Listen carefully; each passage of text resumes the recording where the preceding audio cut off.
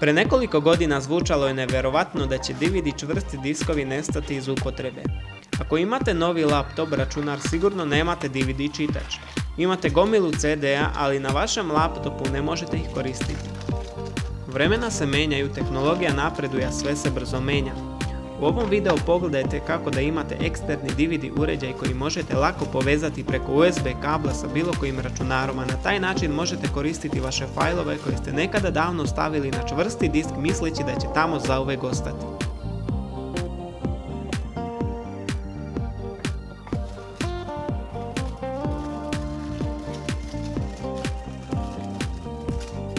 Ako imate stari laptop koji posjeduje DVD optički uređaj, možete ga iskoristiti tako što kupite samo kućište sa konektorom koji se povezuje sa USB kablom sa vašim laptopom koji ne posjeduje čitač CD-a. Pri kupovini obratite pažnju kakav imate uređaj, to jest kakav konektor vam je potreban. Za moj uređaj kupio sam kućište koje se povezuje ID konektorom. Ovdje obratite pažnju jer ima različitih modela spajanja. Kućište sam kupio na AliExpressu, moja preporuka za ovaj sajt. Najbolje pri ovakvoj kupovini jeste to da imaju opciju besplatne poštarine. Kupovina iz fotelje. Naručite, platite i čekajte da vam poštar donese na kućnu adresu. Ajde da vidimo kako se sklapa i montira ovo kućište sa uređajem. Veoma lako i jednostavno. Skinite DVD uređaj sa vašeg laptopa koji više nije u funkciji. Delove kao što su hard disk možete iskoristiti na isti način kao i optički čitač za vaše CD-a.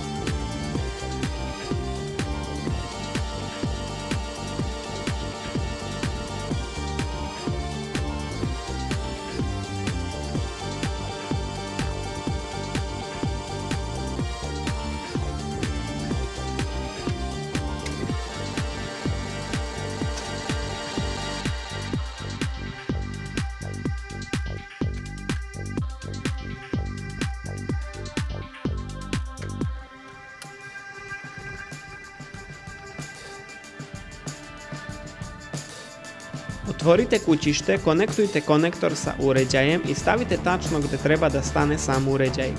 Stavite poklopac i pričvrstite sa dva šrafa. Uređaj se povezuje sa dva USB kabla, jedan je za napajanje, a drugi je za prenos podataka.